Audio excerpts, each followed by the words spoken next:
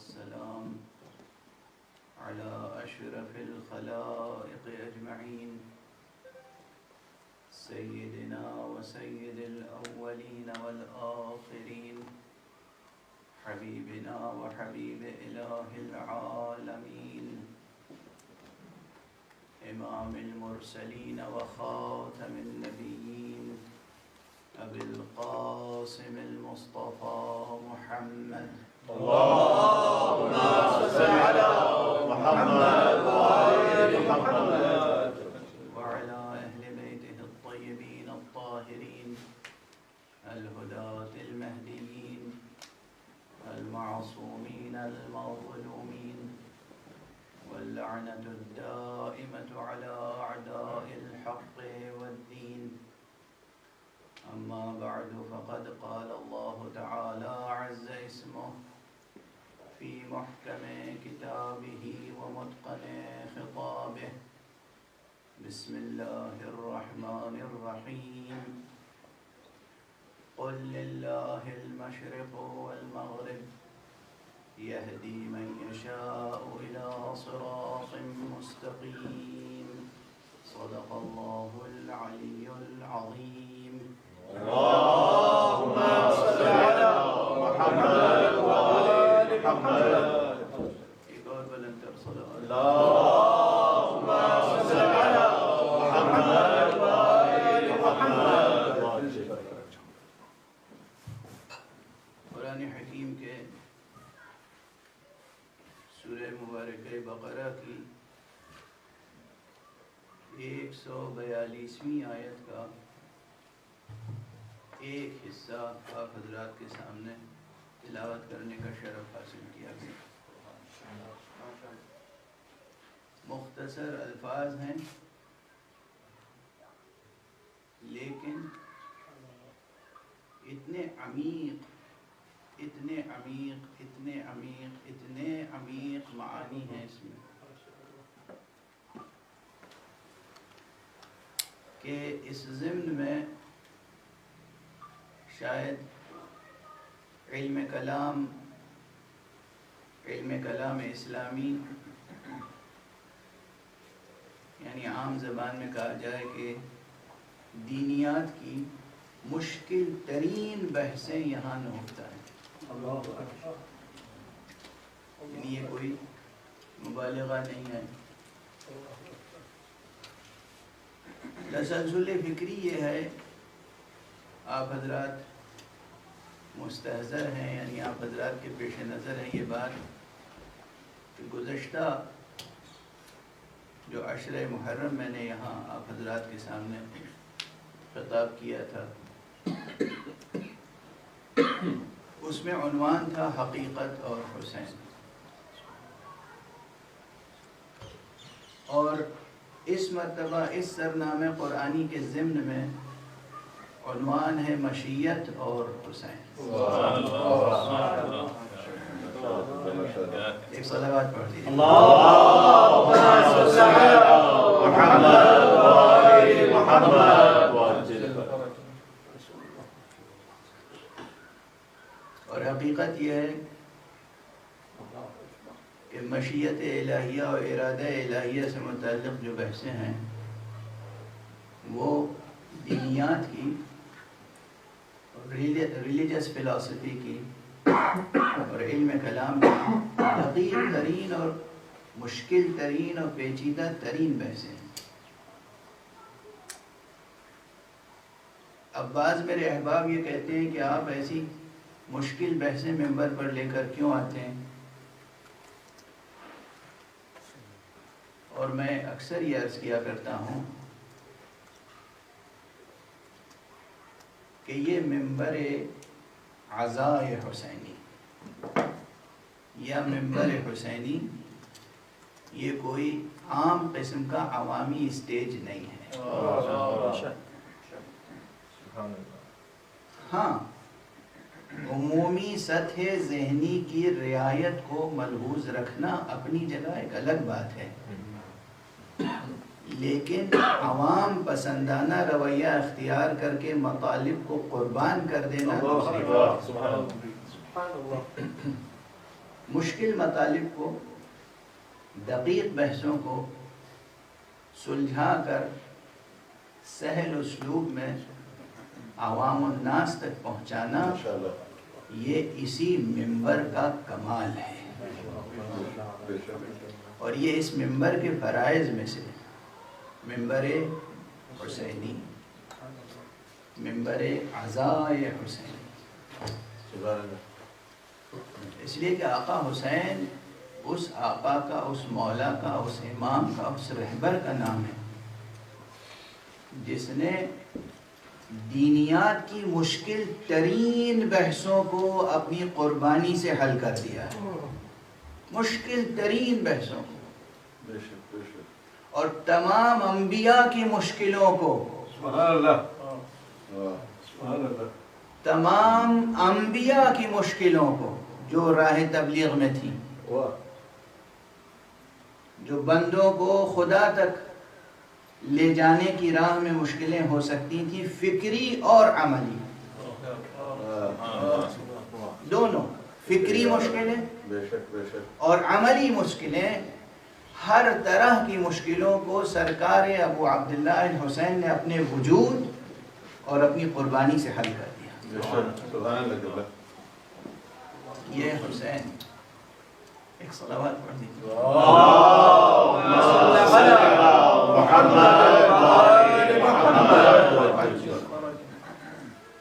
آقا حضرت امام ابو عبداللہ الحسین جو آپ حضرات زیارت وارثہ پڑھتے ہیں، یہ کسی غیر معصوم کی تصنیف کی ہوئی زیارت تھوڑی ہے، یہ ایک معصوم نے تعلیم فرمائی ہے،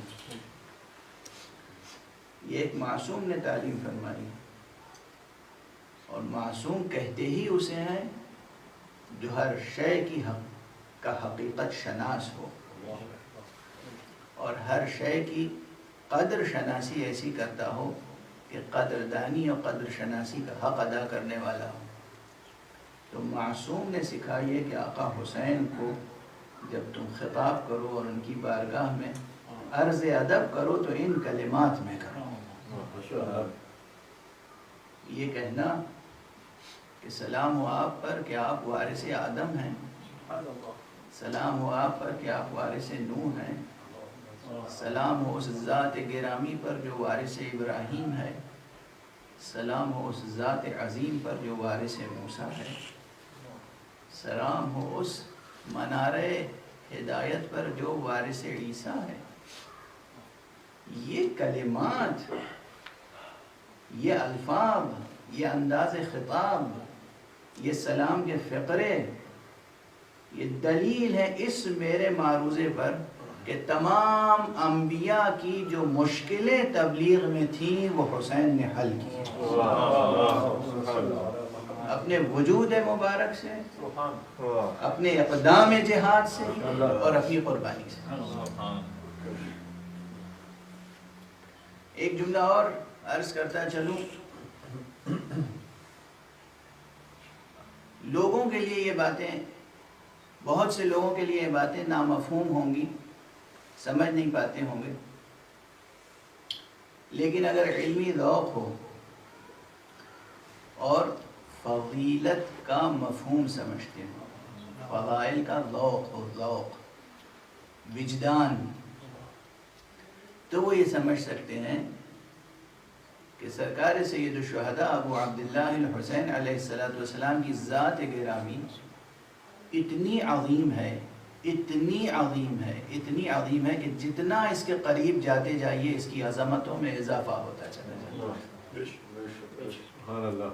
یہ ممکن نہیں ہے کہ کوئی بھی فرد آپ کی فضیلتوں کا احاطہ کر سکے، یہ ممکن نہیں ہے کہ کوئی بھی فرد آپ کی کنہ معرفت تک پہنچ سکے۔ جتنی بار نگاہ ڈالیں گے اس شخصیت پر اتنی مرتبہ نئی معرفت نصیب ہوگی، نئی کرامتیں، نئی تجلیاں، نئے فضائل، نئے کمالات سامنے آئیں گے۔ یہ حسین، اور یہ شان ہر مرد الہی کی شان ہوتی ہے، جو بھی مردان الہی ہیں جو بھی رجال اللہ ہیں،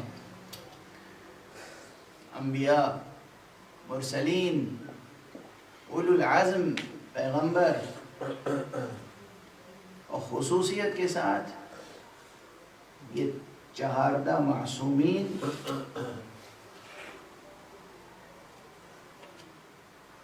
جن میں پہلی ذات ذات گرامی حبیب کبریا نور کبریا محمد مصطفیٰ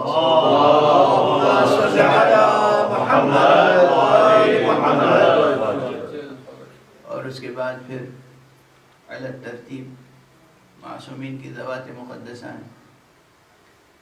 ان کی سیرتیں جو لکھی گئی ہیں کتابوں میں، جو کچھ آپ کو مواد ملتا ہے، یہ کچھ بھی نہیں ہے.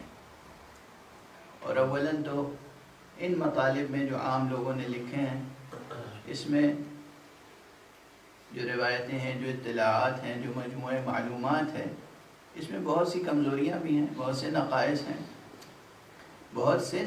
ہیں، اسی لیے آنکھیں بند کر کے ہر روایت پر بھروسہ نہیں کیا جا سکتا، ہر تاریخی بیان پر اعتبار نہیں کیا جا سکتا، بلکہ 2 چیزیں شرط ہیں. ایک عقل عمومی جو صحیح و سالم ہو، اور ایک نور ایمان جو صحیح حقائق و حقائق پر. 2 چیزیں ہیں، نور ایمان جو صحیح عقائد پر، صحیح حقائق پر مبنی ہو، اور ایک عقل عمومی جو صحیح و سالم ہو، مسخ شدہ نہ ہو. انسان کے پاس عقل سلیم ہو، قلب سلیم ہو. یہ قلب سلیم و عقل سلیم، یہ وہ نعمت ہے جو پروردگار نے ہر ایک کو عطا کی ہے، لیکن ہر ایک کے اندر یہ صلاحیت نہیں ہے کہ اسے اس کی فطری اور اصلی شفافیت پر برقرار رکھ سکے. یہ مشکل ہے.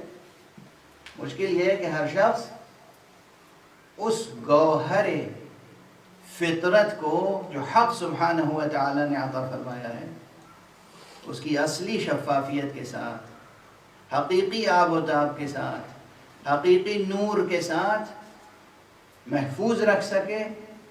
یہ توفیق ہر ایک کو شامل حال نہیں ہوتی. اگر یہ ہر ایک کو شامل حال ہو جائے توفیق، تو کوئی اختلافی دنیا میں باقی نہ رہ جائے. تو یہ 2 چیزیں اگر موجود ہیں، ایک عقل عمومی جو غیر منحرف ہو، آلودہ نہ ہو غبار دنیا میں، لوث دنیا میں، اور دوسرے نور ایمان، نور فطرت اور نور ایمان. یہ 2 نور اگر انسان کے پاس ہیں تو جو چیزیں کتابوں میں بھی لکھی ہوئی ہیں ان میں صحیح اور غلط کی تمیز کر سکتا ہے. اور یہ وعدہ الہی ہے. میں عرض کروں، یہ وعدہ الہی ہے کہ اگر تم ایمان اور عمل صالح بجا لاؤ گے تو اللہ خود تمہیں ایک ایسا نور عطا کرے گا کہ تم حق اور باطل میں فرق کر سکو. یہ نور من جانب اللہ عطا ہوتا ہے. یہ ضروری نہیں کہ یہ نور صرف معصوم کو عطا کیا گیا ہو، صرف نبیوں کے پاس ہو، رسولوں کے پاس ہو، اماموں کے پاس ہو. عام انسان بھی اگر ایمان اور عمل صالح سے وابستہ ہو جائے تو حق سبحانہ و تعالیٰ کی طرف سے اسے وہ بصیرت نصیب ہوتی ہے، وہ نور نصیب ہوتا ہے جس نور سے وہ حق اور باطل کے درمیان فرق اور تمیز کر سکتا ہے. ایک صلوات پڑھ دیں محمد.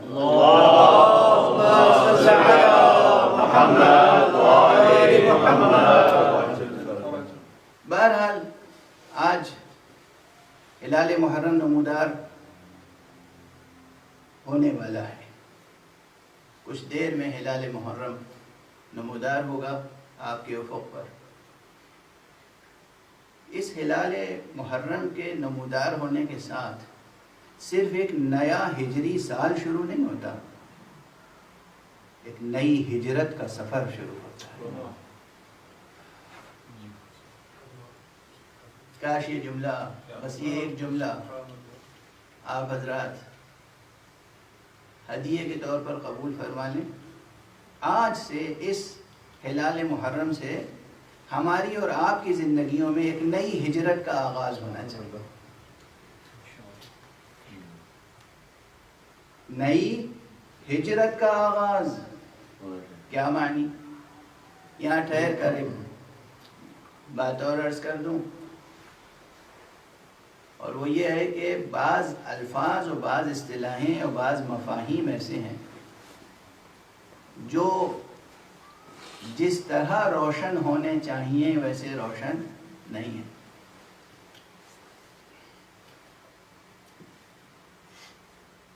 ہجرت کا لفظ بطور خاص اردو شاعری میں اور اردو کی جدید شاعری اور جدید ادب میں تو بہت زیادہ استعمال ہوا ہے، لیکن اب وہ کن کن مفاہیم کے ساتھ استعمال ہوا ہے میں کیا عرض کروں، اور خدا حضرات مطالعہ فرمائیے گا. لیکن کچھ ایسا اس وقت دو مصرے کسی جدید اور نمائندہ شاعر کے ذہن میں آ رہے ہیں کہ جس شاعر کے ذہن میں ان دو مصروں کی روشنی میں ایسا لگتا ہے کہ ہجرت کے مفہوم کی عظمت تو ہے کچھ، لیکن وہ اسی مفہوم کی عظمت کی روشنی میں عملاً جو ہجرتیں ہو رہی ہیں اس پر تنقیدی نگاہ ڈال رہا ہے کہ شکم کی آگ لیے پھر رہی ہے شہر بشہر، سگے زمانہ ہے ہم کیا ہماری ہجرت کیا. غالباً کچھ اسی طرح کا ہے، اگر میرا حافظہ اس وقت دھوکہ نہیں دے رہا ہے تو کچھ اسی قسم کا شعر ہے. یہ شکم کی آگ دیار بدیار شہر بشہر لیے پھرے، اور اس پر کوئی شخص تنقید کرے کہ سگے زمانہ ہیں ہم کیا ہماری ہجرت کیا، ہم کیا ہماری ہجرت کیا، ہماری ہجرت کیا. یہ سوال جو قائم کیا ہے چاہے کسی بھی اسلوب میں ہو، کسی بھی تأثر کے ساتھ ہو، یہ بتاتا ہے کہ ذہن میں فطری طور پر عظمت مفہوم ہجرت موجود ہے. ذہن میں ہجرت کی جو حقیقت ہے فطری وہ کہیں نہ کہیں موجود ہے. شاعر کے ذہن میں کہ ہجرت ہے ایک عظیم حقیقت، ایک عظیم سفر، تو یقیناً یہ عظیم سفر ہے. میں یہاں پر ایک وہ تصور جو پیغمبر اکرم صلی اللہ علیہ وسلم نے اور آپ کے اہل بیت سے ہونے والے ائمہ اطہار علیہم السلام نے جو مفہوم ہجرت کا روشناس کرایا ہے اس کی طرف توجہ دلاتا ہوں. مثلا فرمایا گیا کہ من الکفر التعرب بعد الہجرہ، ہجرت کے بعد تعرب کفر ہے. یہ تعرب اور ہجرت کسے کہتے ہیں یہ عرض کر دوں، پہلے ڈکشنری میننگ پھر اصل مفہوم. تعرب کے معنی ہیں کہ بدویانہ زندگی، خانہ بدوشوں والی وہ زندگی جو بدو عرب زندگی بسر کرتے تھے، تہذیبی اور تمدنی مراکز سے دور، حضارہ سے دور، تہذیب، ثقافت، تمدن، حضارت اس سے دور.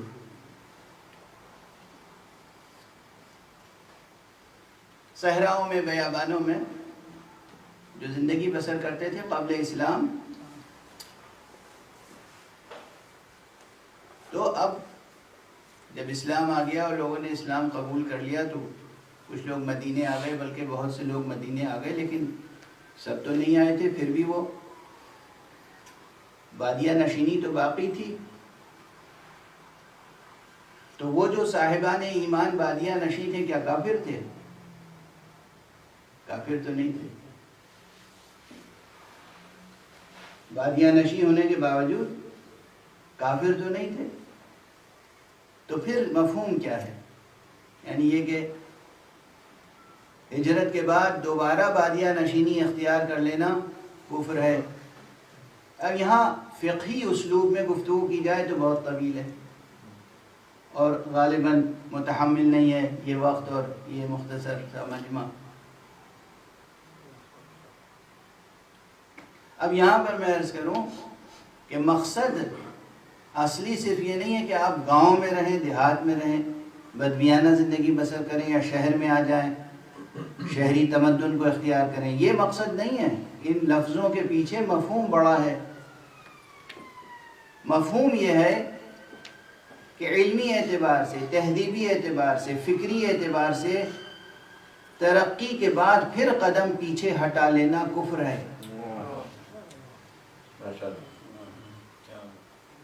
ارتقائی قدم اٹھا لینے کے بعد پھر پلٹ کے پہلی منزل تک آ جانا کفران نعمت ہے.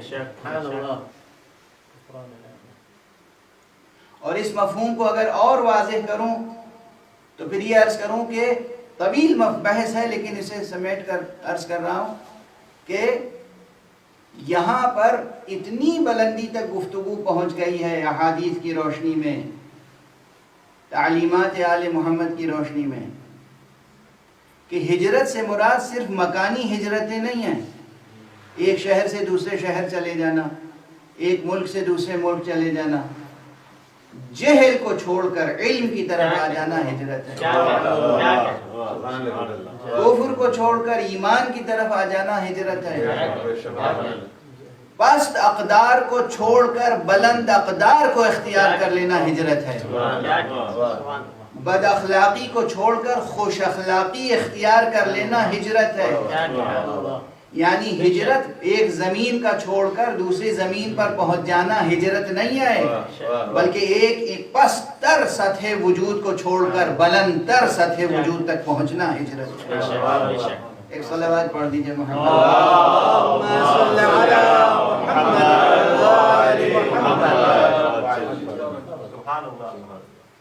اب ہجرت کا مفہوم واضح ہوا کہ ہجرت سے مراد کیا ہے، کس چیز کو چھوڑنا ہے اور کس چیز کو اختیار کرنا ہے. اب یہ ہمارے بزرگوں کے محاورے ہیں. حوزہ علمیہ میں، مدارس میں جب کوئی طالب علم آتا تھا تو پوچھتے تھے کہ تم نے کب ہجرت کی بھائی، تم نے کب ہجرت کی، متى ہاجرت. اگر اس کے بارے میں کسی اور سے پوچھ رہے ہیں، یعنی جو استاد ہے، مسئول ہے، وہ پوچھ رہا ہے کہ یہ جن صاحب کو تم لائے ہو، تعارف کرا رہے ہو کہ یہ طالب علم ہیں، تو یہ بتاؤ متى ہاجر، انہوں نے ہجرت کب کی، یعنی کب علم کی طلب پیدا ہوئی، طلبگی کب اختیار کی، کب یہ طالب علم بنے. جس وقت یہ طالب علم بنے، جب طلبگی اختیار کی، جب انہوں نے پورے وجود کے ساتھ یہ فیصلہ کیا کہ اب ہمیں علم حاصل کرنا ہے، وہ لمحہ ہے لمحہ ہجرت. اس وقت یہ مہاجر ہو گئے. اب اگر کوئی شخص طلب علم کی راہ چھوڑ کر پھر طلب دنیا میں مشغول ہو جائے تو یہ ایسے ہی ہے جیسے کوئی ایمان چھوڑ کر پھر کافر ہو جائے. کیا ذوق ہے، کس بلندی ذوق کی طرف توجہ دلائی جا رہی ہے. مذاق طبیعت کتنا بلند ہونا چاہیے، ذوق طبیعت کتنا بلند ہونا چاہیے کہ اگر طلب علم کی طرف آئے ہیں تو یہ ہجرت، اور طلب علم کو ترک کر دیا تو گویا تعرب ہے، یعنی پھر بادیہ نشین ہو گئے، یعنی پھر کفر کی طرف پلٹ گئے. اور ہمارے یہاں اگر یہ مفہوم واضح ہو جائے کہ علم کو چھوڑ، جہل کو چھوڑ کر علم کی طرف آنا ہجرت ہے، کفر کو چھوڑ کر ایمان کی طرف آنا ہجرت ہے، بد اخلاقیوں کو چھوڑ کر خوش اخلاقیوں اور اچھی اخلاقی قدروں کی طرف آنا ہجرت ہے، تو پھر اس جملے کو آپ آسانی سے سمجھ سکیں گے کہ یہ نمودار جو ہوتا ہے ہلال محرم، یہ ہمیں اور آپ کو دعوت دیتا ہے ایک نئی ہجرت کی طرف. ایسی ہجرت اختیار کرو کہ پرچم عباس کے نیچے آ کر حسین کی بیعت کرو. صلوات پڑھتے محمد و علیہ.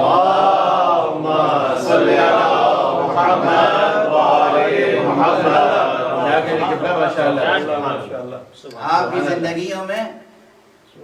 کی زندگیوں میں صرف ایک نئے ہجری سال کا اضافہ نہ ہو، ایک نئی ہجرت کا آغاز ہو، بلندیوں کا نیا سفر سامنے آ جائے ماشاءاللہ، بإذن الہی، بمشیت الہیہ، بإرادہ الہیہ، حق سبحانہ وتعالی کی طرف سے حسن توفیق آپ کے شامل حال ہو، آپ کہیں یا حسین اور ادھر سے دستگیری ہو جائے۔ ایک صلوات پڑھ دیجیے۔ اللہم صلی علی محمد و آل محمد۔ کیا کہنے کے بعد سبحان اللہ۔ تو بس یہ ذہن عالی میں رہے، اور یہ تو مقام شکر ہے کہ یہ ہر سال ہمارا ہجری سال جو ہے وہ یہ ان 10 دنوں سے اس کا آغاز اس طرح سے ہوتا ہے کہ ہمارے پورے وجود پر، تمام آفاق وجود پر ذکر و غم حضرت سید الشہداء چھا جاتا ہے۔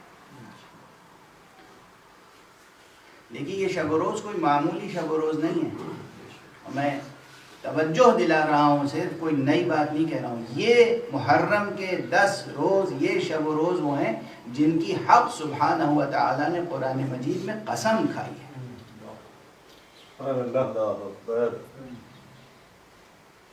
ان 10 دنوں کی اور 10 راتوں کی بسم اللہ الرحمن الرحیم، والفجر ولیال عشر والشفع والوتر واللیل اذا یسر هل فی ذلک قسم لذی حجر۔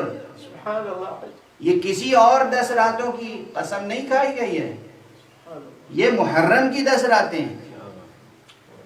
اور یہ وہ قول ہے جو یہ نہ سمجھیے گا کہ صرف شیعہ امامیہ تفسیروں میں پایا جاتا ہے، بلکہ امام اہل سنت والجماعت، امام المفسرین بھی انہیں کہا جاتا ہے، امام فخر الدین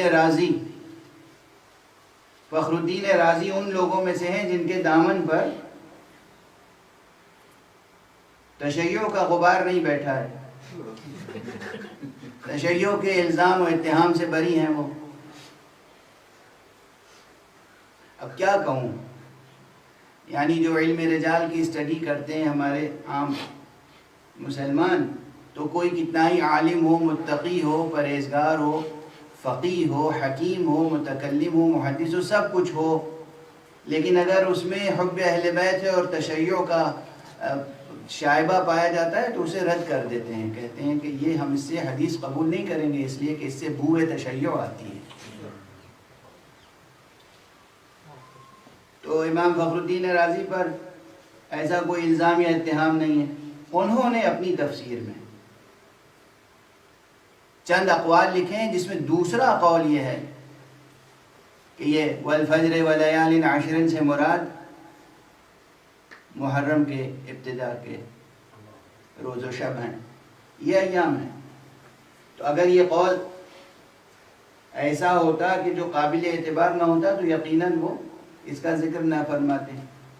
اور میں یہ سمجھتا ہوں، میرے نزدیک اس فقیر کا، اس عاجز کا مطالعہ جہاں تک بھی ہے، وجدانی اعتبار سے اور ظاہری اعتبار تک، مجھے یقین ہے کہ یہاں جو قسمیں کھائی ہیں حق سبحانہ و تعالی نے، وہ کسی اور شب و روز کی قسم نہیں کھائی ہے۔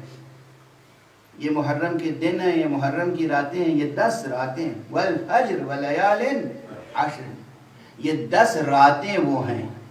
اگر ان 10 راتوں کو نور عشق حسینی سے دھو لیا آپ نے تو آپ کی دنیا بھی سنور جائے گی، آخرت بھی روشن ہو جائے گی۔ بہت اہم ہے یہ 10 روز۔ مقام شکر ہے کہ ہم ہر سال اپنے ہجری سال کا آغاز ذکر مبارک حسین سے کرتے ہیں۔ ہاں، پلٹ کر اس آیت کی طرف آؤں جس کو میں نے سرنامہ کلام قرار دیا ہے۔ ارشاد الہی قل للہ المشرق والمغرب، کہہ دیجئے اے رسول، کہہ دیجئے کہ مشرق بھی اللہ ہی کا ہے اور مغرب بھی اللہ ہی کا ہے۔ یہدی من یشاء الی صراط مستقیم، وہ جسے چاہتا ہے صراط مستقیم کی طرف ہدایت دیتا ہے۔ عجب مقام سخن۔ میں نے عرض کیا تھا کہ بہت مختصر ہے لیکن بہت گہرائی ہے، بڑی جاذبیت ہے اس میں۔ اور ذرا یہ تو آپ حضرات کے ذہنوں میں رہے کہ بس عام ترجمے دیکھ کر قرآن فہمی کا حق ادا نہیں ہوتا۔ ترجمے ضرور دیکھیے، ترجمے ضرور دیکھیے، لیکن بہت سی حقیقتیں ما ورائے ترجمہ ہوتی ہیں۔ ان آنکھوں سے جو پڑھتے ہیں آپ وہ ترجمہ ہوتا ہے، دل کی آنکھوں سے جو کچھ نظر آتا ہے وہ ماورائے ترجمہ حقیقتیں، وہ ماورائے الفاظ حقیقتیں کچھ اور ہوتی ہیں۔ کیا کیا؟ تو قرآن مجید میں یہ فقرے کہاں پر آئے ہیں؟ سورہ مبارکہ بقرہ میں نے عرض کیا 142ویں آیت ہے غالباً، جہاں سے دوسرا پارہ شروع ہوتا ہے ہماری جدید تقسیم کے مطابق۔ قرآن مجید 30 پاروں میں ہے نا پورے تمام مسلمانوں کے درمیان، اور یہ بات واضح رہے کہ اللہ نے تو 30 پاروں میں اتارا نہیں تھا۔ حق سبحانہ و تعالیٰ نے، اللہ سبحانہ و تعالیٰ نے، جبرائیل نے یہ قرآن مجید کو 30 پاروں میں تقسیم نہیں کیا تھا۔ اللہ سبحانہ و تعالیٰ کی طرف سے جو تقسیم ہے وہ بس 114 سوروں میں تقسیم ہے۔ یہ 114 جو سورے ہیں، سورہ مبارکہ حمد، سورہ بقرہ، سورہ آل عمران، سورہ نساء، سورہ مائدہ، سورہ انعام، یہ جو سورہ اعراف، یہ جو سورے ہیں ترتیب سے کہ پہلا اس میں سے سورہ مبارکہ حمد ہے اور آخری سورہ مبارکہ ناس ہے، یہ ترتیب اور یہ تقسیم یہ اللہ سبحانہ و تعالیٰ کی طرف سے۔ باقی قرآن مجید کی بہت سی تقسیم ہیں۔ اب اس میں ایک بڑا مشہور سا اعتراض ہے، وہ اعتراض کیا ہے؟ بہت سے اعتراض ایسے ہیں کہ اس کا کوئی وجود نہیں ہے، بس ایک بات ہے کہے جا رہے ہیں مخالفت میں، ایک بات ہے مخالفت میں کہتے جا رہے ہیں۔ تو اس میں یہ بھی ہے کہ یہ جو شیعہ اثنا عشری حضرات ہیں ان کا قرآن تو 40 پاروں کا قرآن ہے، اور اس میں سے 10 پارے جو ہیں وہ غائب ہو گئے یا جو کچھ بھی ہے۔ بہرحال میں مناظرانہ اسلوب کبھی اختیار نہیں کرتا ہوں، لیکن اشارہ کرتا چلوں کہ دیکھیے ذہنوں کو روشن رکھیں، حقیقتوں سے واقف رہیں۔ قرآن مجید یہی ہے جو مسلمانوں کے ہاتھوں میں ہے، 2 دفتیوں میں جو قرآن مجید ہے وہ بس یہی قرآن ہے۔ اپنا ایک بہت پرانا جملہ عرض کر دوں، یہ ممکن کیسے تھا کہ اہل بیت کے رہتے ہوئے قرآن میں تحریف ہو جائے؟ کیا کیا؟ یہ ممکن کیسے تھا کہ امیر المومنین علی ابن ابی طالب علیہ السلام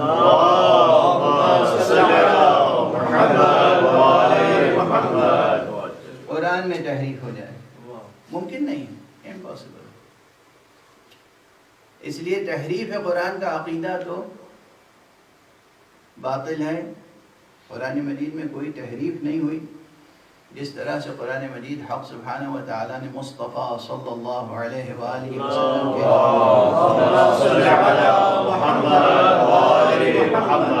قلب مبارک پر نازل کیا تھا، اسی طرح سے یہ محفوظ رہا۔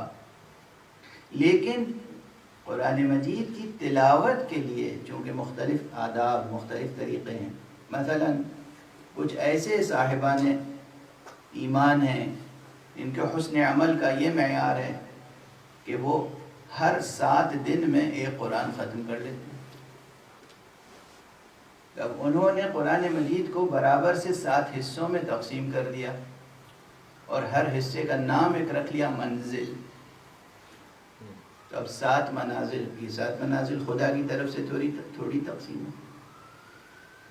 کچھ لوگ ایسے بھی ہیں جو 3 دن میں قرآن مجید ختم کر لیتے ہیں، یہ بات مشہور ہے، معروف ہے، امام انقلاب اسلامی آیت اللہ العظمیٰ روح اللہ خمینی رضوان اللہ تعالی علیہ کے لیے 3 دن میں قرآن ختم کر لیا کرتے تھے. عموماً ہر 3 دن میں ایک ختم قرآن فرماتے تھے. وہ تمام اپنی مشغولیتوں کے باوجود درس، بحث، اصول، فقہ، نماز جماعت، امت کے مسائل،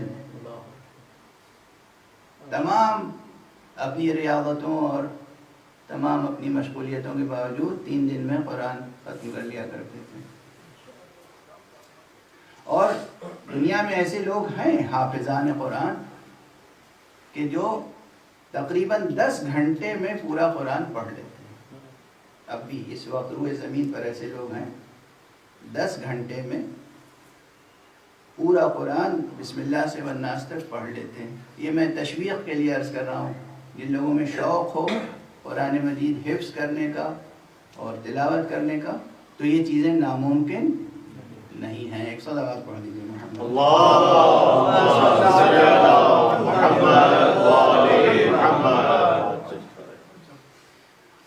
تو بہرحال لیکن بہتر یہ ہے، یہ عرض کر دوں ساتھ میں، بہتر یہ ہے کہ یعنی اس سے پہلے یہ عرض کر دوں کہ میں ایسے لوگوں سے شخصی طور پر واقف ہوں.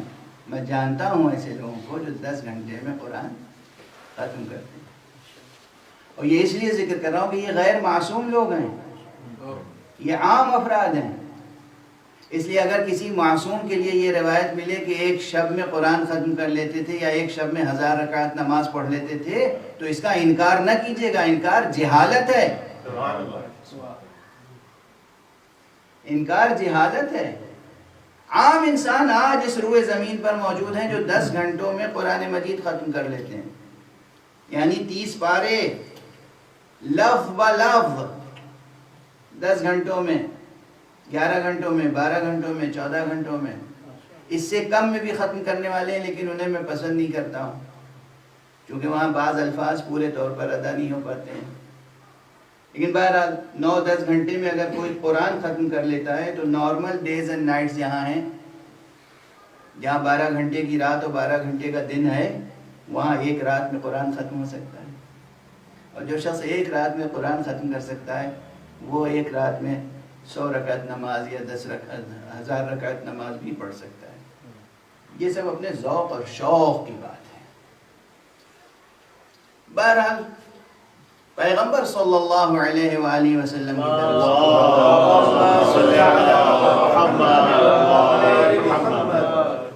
اہل بیت پیغمبر علیہ السلام کی طرف سے 3 دن میں قرآن ختم کرنے کو زیادہ بہتر طریقہ بتایا گیا ہے. 3 دن میں یا 7 دن میں. کچھ لوگ ایسے ہیں جو ہر روز ایک جز پڑھنا چاہتے ہیں، انہوں نے اپنے سہولت سے 30 پارے میں تقسیم کر لیا. کچھ لوگ ایسے ہیں جو چلہ کشی کرتے ہیں، عام فقرہ ہے چلہ کشی، یعنی 40 دن کی عبادت اور ریاضت کا ایک نصاب بنا لیتے ہیں. تو جو لوگ 40 دن میں قرآن ختم کرنا چاہتے ہیں انہوں نے اسے 40 حصوں میں بانٹ لیا. ارے آپ حضرات نے دیکھا ہوگا کہ ایصال ثواب کی مجلسوں میں سوم میں اور چہلم میں جو مجلسیں ہوتی ہیں اس میں چھوٹے چھوٹے پارے قرآن کے بنا لیے جاتے ہیں تو وہ اور یعنی 30 کے بجائے 60 یا اور زیادہ. تو یہ تقسیم اعتباری ہے. الفاظ وہی ہیں، کنٹینٹ اتنا ہی ہے، الفاظ، کلمات، آیات وہی ہیں، لیکن لوگوں نے اپنی سہولت کے مطابق تقسیم کر لیا. یہ ہے حقیقت. ایسا نہیں کہ اس کے علاوہ کچھ کلام موجود ہے. جو صحیفہ امیر المؤمنین علی ابن ابی طالب علیہ السلام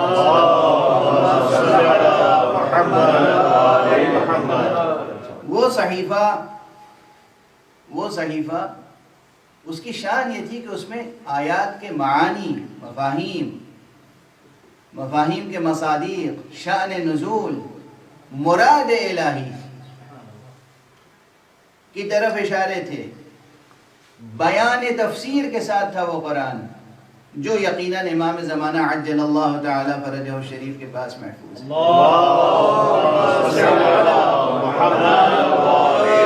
لیکن جو متن ہے وہ یہی ہے. تو بہرحال پروردگار آپ حضرات کو توفیق عطا فرمائے کہ کم از کم روزانہ 1 جز قرآن تو پڑھیں، اور محرم ہے تو روزانہ 1 جز قرآن پڑھ کے سرکار سید الشہداء کو ہدیہ کریں. تو جہاں سے دوسرا پارہ شروع ہوتا ہے سیقول السفہاء، وہاں پر اسی آیت کا آخری فقرہ یہ ہے جو میں نے آپ حضرات کے سامنے تلاوت کرنے کا شرف حاصل کیا. قل للہ المشرق والمغرب، کہہ دیجئے اے رسول کہ اللہ ہی کے لیے ہے مشرق اور اللہ ہی کے لیے ہے مغرب.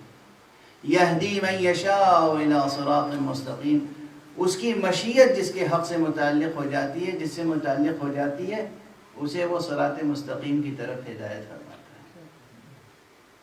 یہاں سے میں نے صرف یہدی من یشاء، یہ کلمہ یشاء سے استفادہ کرتے ہوئے عنوان قائم کیا ہے آپ کے سامنے، مشیت اور حسین. اور میں نے عرض کر دیا کہ یہ بہت مشکل بحث ہے، تو دل جگر تھام کے بیٹھیے گا. یعنی یہ وہ مرحلہ ہے کہ جہاں بہت سے فرقے وجود میں آ گئے صرف اس ایک مسئلے کو حل نہ کر سکنے کی وجہ سے. حل نہیں ہوئی بات. بہت سے فرقے ایسے ہیں دنیا میں کہ تمام مسائل میں آپ کے ساتھ متفق ہیں، کسی ایک مسئلے میں اختلاف ہے تو ایک نیا فرقہ بنا لیا. اور کبھی کبھی تو یہ ہوتا ہے کہ فرقہ بنانے والا الگ فرقہ بنانا نہیں چاہتا، باقی لوگ اس طرح اس کو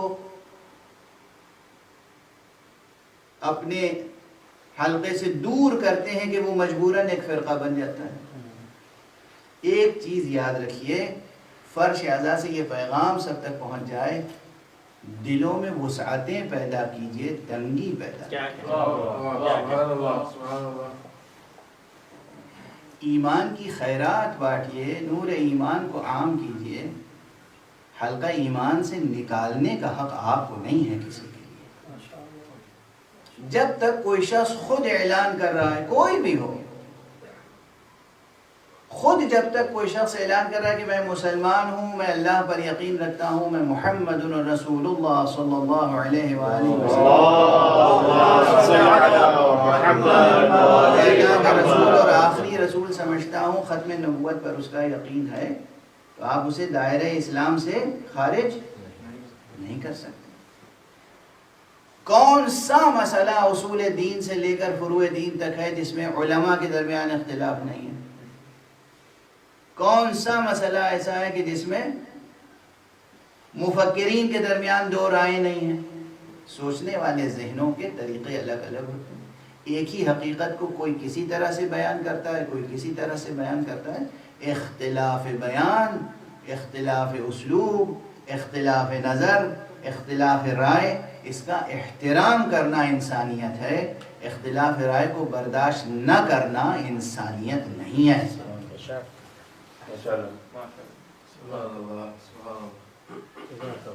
کوئی بھی مسئلہ ہو، جب تک کوئی شخص کہہ رہا ہے میں موحد ہوں، میں لا الہ الا اللہ محمد رسول اللہ کا پابند ہوں، اب وہ تشریحات میں جس قدر بھی آپ سے اختلاف رکھتا ہو، آپ کو یہ حق حاصل نہیں ہے کہ آپ اسے کافر یا مشرک کہہ کر دور کریں. یہ ہمارے بہت سے واعظین، بہت سے مولوی صاحبان کا یہ رویہ ہے، تکفیر کی طرف بڑھ جاتے ہیں، فوراً دوسرے کو کافر کہہ دینا، مشرک کہہ دینا. یہ ذرا اس کا حساب یہاں نہیں خدا کے سامنے دینا ہوگا. یہاں تو آپ جو جی چاہیں کر لیں، اس کا حساب خدا کے سامنے دینا ہوگا.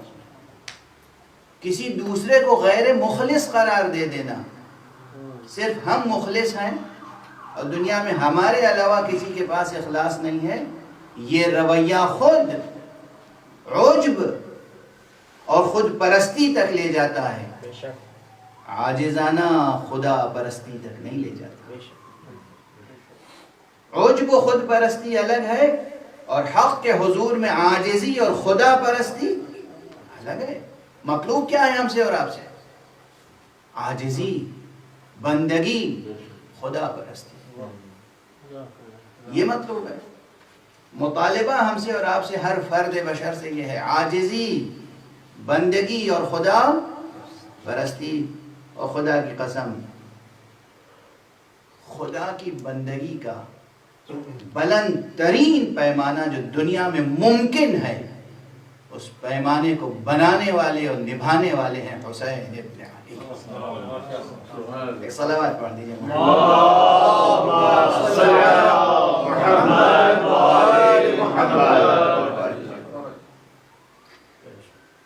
ایک جملہ اصل مباحث کو آج کھولنے سے پہلے عرض کروں، یہ جملہ میں اس سے قبل میرا خیال ہے 1 سے زائد بار عرض کر چکا ہوں۔ ہمارے مسلمانوں میں بھی بہت سے ایسے لوگ ہیں جو نبی صلی اللہ علیہ وآلہ وسلم کو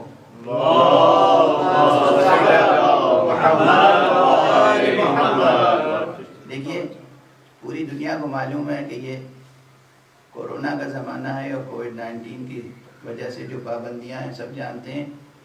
آپ کی تعداد کم ضرور ہے، لیکن آپ کی آواز درود میں اتنی بلند ہونی چاہیے جو کثرت پہ غالب آ جائے۔ اللہم صلی علی محمد وآل محمد۔ جب بھی معصومین میں سے کسی کا نام لیا جائے تو آپ درود پڑھنے کا حق ادا کریں۔ اللہم صلی علی محمد وآل محمد۔ ایک اور صلوات پڑھیں۔ اللہم صلی علی محمد وآل محمد۔ بہت سے ایسے مسلمان ہیں جو حضور کو اپنا جیسا سمجھتے ہیں، انسان، عام بشر، پرانی بحث ہے، کوئی نئی بحث نہیں۔ اور ظاہر ہے جب حضور ہی کو اپنا جیسا سمجھتے ہیں، اب بھائی ایک جملہ اور کہی دو، پھر حضور تو حضور ہیں، بہت سے تو ایسے ہیں جو خدا ہی کو اپنا جیسا سمجھتے ہیں۔ اور اسی لیے بعض ایسی بحثیں دینیات میں داخل کر دی گئی ہیں، علم کلام میں بعض ایسی باتیں داخل کر دی گئی ہیں کہ جن کو دانشور جب نظر ڈالتا ہے، تو ہمارے مرحوم مغفور جمیل مظہری صاحب تھے، وہ کہا کرتے تھے، اردو کے اچھے مشہور مفکر شاعر تھے، کہتے تھے کہ صفات بخشے مکان بخشے جگہ جگہ ایک حرم بنایا۔ صفات بخشے مکان بخشے جگہ جگہ ایک حرم بنایا، ہماری صورت گری نے آخر خدا کو بھی ایک صنم بنایا۔ تو یہ مشکل ہے صفات حق کو سمجھنے میں، اللہ سبحانہ و تعالیٰ کی صفتوں کو سمجھنے میں، اس کے افعال کو سمجھنے میں۔ اپروچ بہت سے لوگوں کا اسی طرح کا ہے کہ وہ خدا کو اپنا جیسا سمجھتے ہیں، اور جب خدا کو اپنا جیسا سمجھتے ہیں تو پھر رسول اللہ صلی اللہ علیہ وسلم تو پھر ان کے بارے میں کیا سمجھتے ہیں؟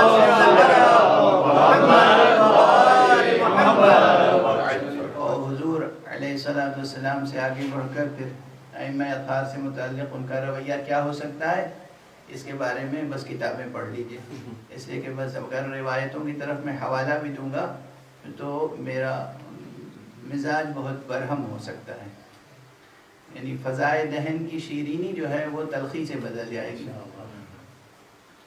تو ہیں ایسے افراد جو ان ہستیوں کو اپنا جیسا سمجھتے ہیں۔ اب یہ ایک چھوٹا سا جملہ ہے، میں اس سے پہلے عرض کر چکا ہوں لیکن پھر عرض کر رہا ہوں آپ کے ساتھ۔ حضرات محمد و آل محمد، یہ ائمہ اطہار، یہ معصومین، یہ عالم بشریت کے عظیم ترین رہنما، یہ وہ ہیں کہ ہم اور آپ شریعت پر عمل کرنے کے پابند بنائے گئے ہیں، اور یہ وہ ہیں جو مشیت پر عمل کرنے کا حق ادا کرتے ہیں۔ دیکھیے کس قدر فاصلہ ہے، کتنا فرق ہے، شریعت سے مشیت تک کتنا فرق ہے، یہ اگلی چند تقریروں میں واضح کرنے کی کوشش کروں گا انشاءاللہ۔ لیکن اس وقت یہ عرض کروں، ظاہر کبھی کبھی ظاہر کا نام ہے شریعت اور اس کے باطن میں ہوتی ہے مشیت، اور یہ بھی کند سے ایک تعریف ہے، حق ادا نہیں ہو سکتا اتنا کہنے سے کہ ظاہر کا نام شریعت ہے اور باطن کا نام مشیت ہے، نہیں، کبھی کبھی خود معصومین علیہم الصلاۃ والسلام سے مشیت اور ارادے سے متعلق سوال ہوا تو امام جعفر صادق علیہ الصلاۃ والسلام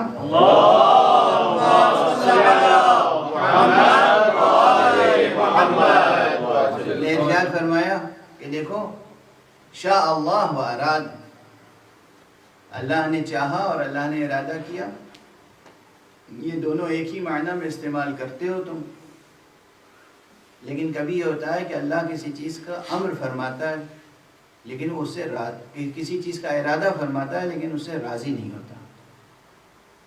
کیا مشکل ہے، کیا مشکل ہے؟ اور ہمارے یہاں یہیں سے مشکل شروع ہو گئی۔ ایک چیز خارج میں واقع ہو رہی ہے لیکن اللہ اس سے راضی نہیں ہے۔ ہاں، اسی لیے میں نے کہا تھا نا بڑی دقیق بحث ہے یہ۔ آپ یہ بتائیے اس پوری کائنات میں حق سبحانہ و تعالیٰ کا کلمہ پڑھنے والے موحد یہ بتائیں اللہ قادر ہے، عالم ہے؟ کہ ممکن ہے کہ کوئی بھی چھوٹے سے چھوٹا عمل اس کے علم کے بغیر وجود میں آ جائے؟ اور کیا وہ ایسا نعوذ باللہ عاجز ہے کہ کوئی چیز اس کی رضا کے خلاف ہو رہی ہو اور وہ روک نہ سکے؟ تو یہ ممکن نہیں ہے کہ کوئی چیز اس کے علم میں نہ ہو اور ہو جائے، یہ بھی ممکن نہیں ہے کہ کسی چیز کو وہ روکنا چاہے اور نہ روک سکے۔ وہ عالم بھی ہے اور قادر بھی، پھر بھی یہاں وہ کام بھی ہو رہے ہیں جس سے وہ راضی ہے، وہ گناہ بھی ہو رہے ہیں جس سے وہ ناراحت ہے، ناراضی ہے۔ ہو رہے ہیں یا نہیں ہو رہے؟ یہ وہ گتھی ہے جو متکلمین اور مفسرین اور تھیولوجینز جو ہے ان کے لیے مشکل بنی ہوئی ہے، کہ جو ماہرین دینیات ہیں خدا عالم ہے، قادر مطلق ہے، اور وہ کوئی چیز ایسی نہیں ہے جو اس کے علم کے بغیر وجود میں آئے، اور اس کے باوجود وہ بہت سی چیزیں جو وجود میں آتی ہیں ان سے راضی نہیں ہے۔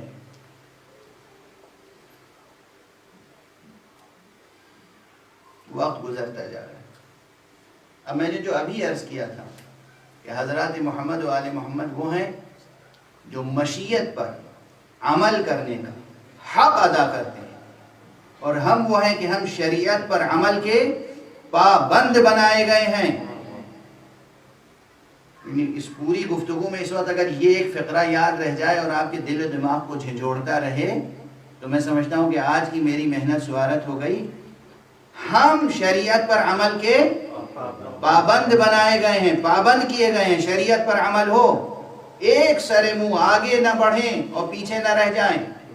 وہ ہیں کہ جن کو مشیت پر عمل کرنے کا اذن عطا کیا گیا اور مشیت پر عمل کرنے کا انہوں نے حق ادا کیا، اور وہ حق ادا کیا کہ ابھی میں نے عرض کیا کہ بہت سے کام ہوتے ہیں جس سے خدا راضی نہیں ہوتا۔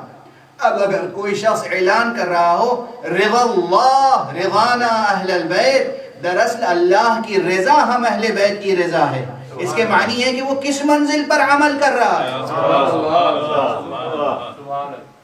کس منزل پر عمل کر رہا ہے۔ شریعت سے مشیت تک پہنچا، مشیت سے اس منزل تک پہنچا کہ جو رضا حق ہے وہ انجام دے رہا ہے۔ صلوات پڑھ دیجئے محمد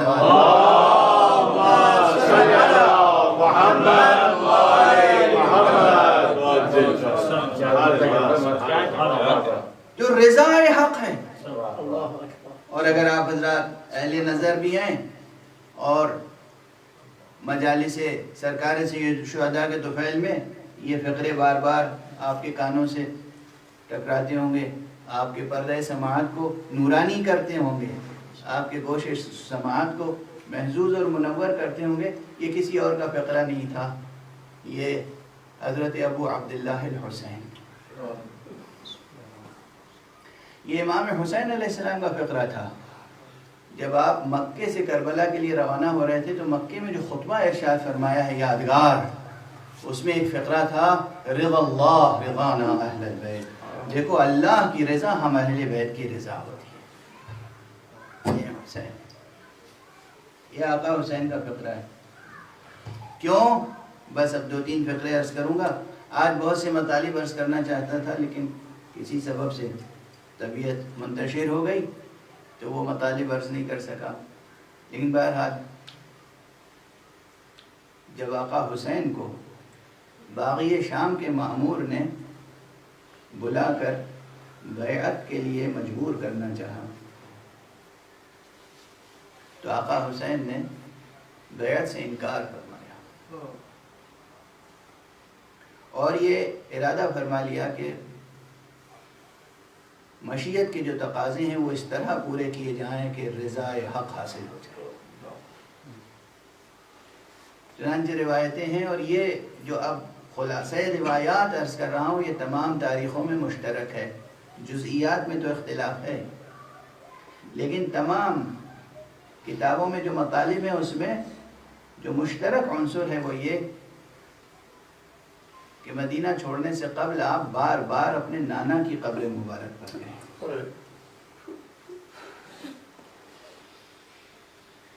فوراً ہی خوف کے عالم میں مدینہ نہیں چھوڑ دیا. آقا حسین کا جاہ و جلال تھا. آقا حسین کو ایک دنیا پہچانتی تھی اور آقا حسین ایک ایک واقعات کی واقفیت رکھتے تھے، علم رکھتے تھے. ابھی علم امام کی بحث ہے. علم رکھتے تھے کیا ہونے والا ہے اور ہمیں کیا کرنا ہے. ہمیں ہر اپنی زبان سے ادا ہونے والے فقرے میں اور اپنے ہر اقدام میں دنیا کو کیا پیغام دینا ہے، دنیا کے لیے کیا درس چھوڑ کر جانا ہے. راہ خدا میں کہاں کہاں ہمیں قندیلیں روشن کرنی ہیں، کہاں کہاں ہمیں چراغ روشن کرنے، کہاں کہاں شمعیں جلانی ہیں. سبحان اللہ. تو حضور سرکار سید الشہداء بار بار قبر مبارک پیغمبر پر تشریف لے گئے اور جب آخری بار تشریف لے گئے کہتے ہیں ایک رات میں 3 مرتبہ.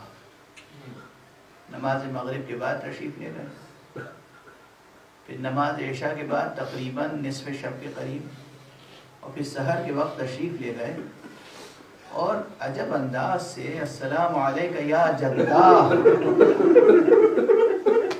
نانا آپ پر سلام، اور یہ کہہ کر آپ نے اپنے رخسار مبارک کو تربت پیغمبر نانا کی قبر پہ رکھا اور خوب گریہ کیا، خوب گریہ کیا. گریہ کرتے کرتے حالت نومیہ طاری ہو گئی، جسے کہتے ہیں کہ خواب دیکھا. اور اس کے بعد پھر بلند ہوئے تو فرما رہے تھے انا للہ و انا الیہ راجعون الحمدللہ رب العالمین. بیت الشرف واپس آئے نانا سے رخصت ہو کر، اور اب پھر محمد حنفیہ آ گئے، ابن عباس آ گئے، عبداللہ ابن جعفر طیار آ گئے، خاندان کے لوگ، بنی ہاشم کے لوگ. کہا ابو عبداللہ کیا طے کیا؟ کیونکہ یہ سب توقع کر رہے تھے کہ آپ فیصلہ کریں گے کہ ہم کہیں نہیں جائیں. ابو عبداللہ کیا فیصلہ کیا؟ کہا ہمیں جانا ہے. حضرت محمد حنفیہ نے اصرار کر کے کہا آپ نے تو مجھ سے وعدہ کیا تھا کہ کچھ غور کریں گے. کہا ہاں، مگر مجھے حکم دیا گیا ہے اور میں اس حکم پر عمل کروں گا.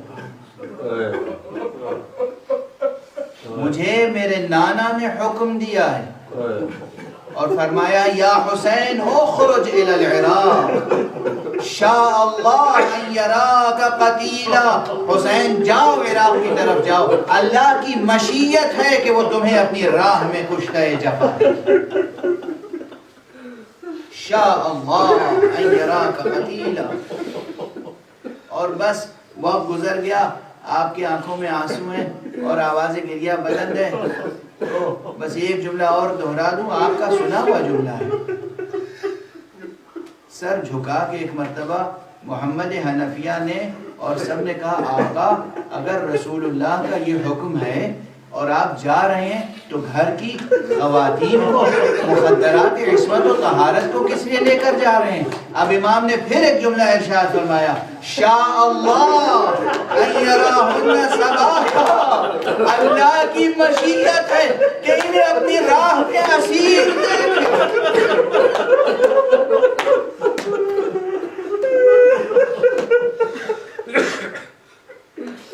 شاء اللہ ان یراک قتیلا شاء اللہ ان یراہن سبایا. کیا مقامات، کیا منزلیں، اس انکشاف کے باوجود کس میں حوصلہ ہے پوری بشریت جو اس طرح حق طاعت و بندگی حق ادا کرے؟ کس میں حوصلہ، کس میں ہمت؟ بس اب قافلہ تیار ہوا اور یہ میرے والد مرحوم پروردگار ان کی روح کو بلندیاں عطا فرمائے، علامہ دیوبندی کے حوالے سے اور صاحب زبدہ کے حوالے سے، متعدد علماء کے حوالے سے نقل کیا کرتے تھے، میں بھی نقل کر رہا ہوں آپ کے سامنے کہ جب قافلہ چلا ہے تو آقا حسین سب کو ساتھ لے آپ کی ایک بیمار بچی ایسی ہے جسے آپ نے جناب بی بی ام سلمہ کے پاس مدینے یقیناً چھوڑنے کی کچھ مصلحتیں رہی ہوں گی، یقیناً کچھ اسباب رہے ہوں گے، یقیناً کچھ حکمتیں رہی ہوں گی، یقیناً کچھ امانتیں سپرد کی ہوں گی. کہتے ہیں کہ جب قافلہ آگے بڑھا تو بار بار پلٹ کے امام بیت الشرف کی طرف دیکھ رہے، ڈیہڑی میں وہ بیمار بیٹی کھڑی ہوئی تھی، یقیناً جناب ام سلمہ بھی کھڑی ہوئی ہوگی اور بیویاں بھی ہوں گی، جناب ام المؤمنین ہوگی، پورا قلبہ ہوگا، لیکن سب وہ بچی ہوگی نا، حسین کی بیٹی ہے، حسین جا رہے ہیں. ایک مرتبہ دیکھا کہ لڑکھڑاتے ہوئے بیوی نے قدم گھر سے باہر رکھ دیا، بس امام نے قافلہ روک لیا، ٹھہر جاؤ، رک جاؤ. ایک مرتبہ پھر رخصت ہو لیتے ہیں، ایک مرتبہ پھر بیٹی کو کلیجے سے لگا بیٹی کو اٹھایا، بیٹی ہر ایک سے ملی، اور اس کے بعد جب بی بی ام رباب کے پاس آئی آغوش کو پھیلا دیا، آغوش کو پھیلایا. بی بی رباب کے آغوش میں ایک 6 مہینے کا ننھا بچہ تھا، بہن کی آغوش میں آ گیا. اب بہن کی آغوش میں جیسے ہی یہ بچہ آیا، اس کے بعد قافلے کے ایک فرد نے چاہا واپس لے لے، یہ بہن کی آغوش سے جدا نہیں ہو رہا تھا. کہتے آقا امام آگے بڑھے اور بچے کے کانوں میں کچھ کہا، اور بچہ ہمت کے باپ کی آغوش میں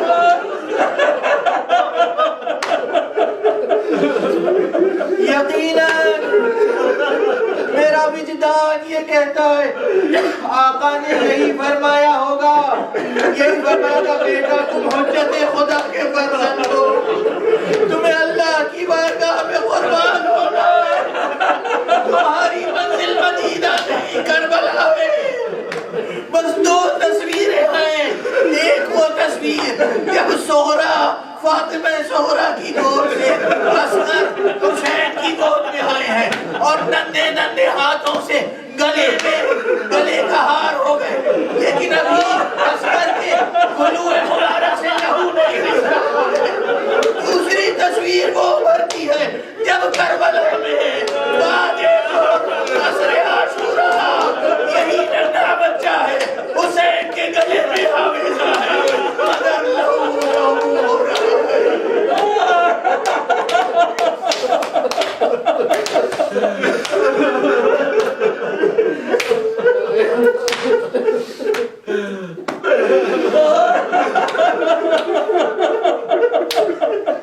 انا للہ وإنا إليه راجعون. رضا بقضائه وتسليما.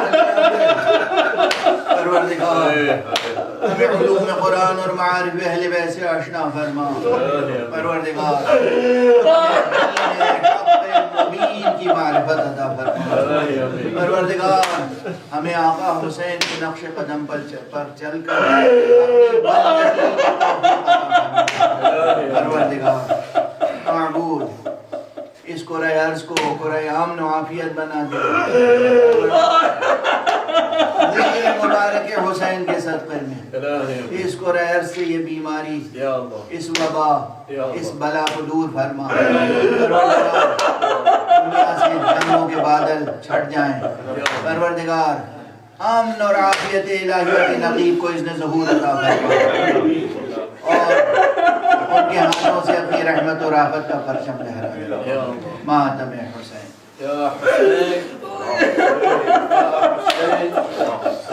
یا حسین یا حسین یا حسین یا حسین یا حسین یا حسین یا حسین یا حسین یا حسین یا حسین یا حسین یا حسین یا حسین یا حسین یا حسین یا حسین یا حسین